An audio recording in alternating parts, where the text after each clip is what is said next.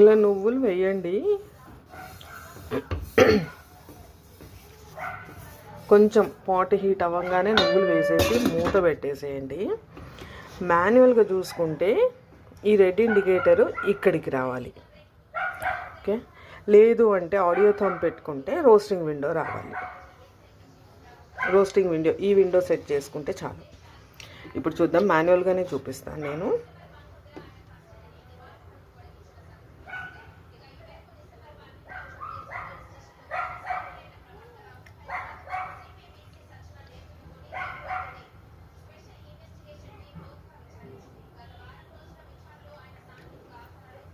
Stove హైలోనే పెట్టాను.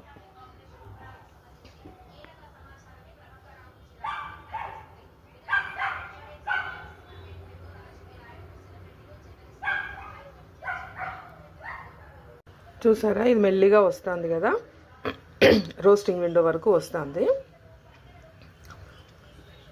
ఈ బాక్స్లోకి వచ్చినాక ఆఫ్ చేస్తాను, మీకు అప్పుడు చూపిస్తాను.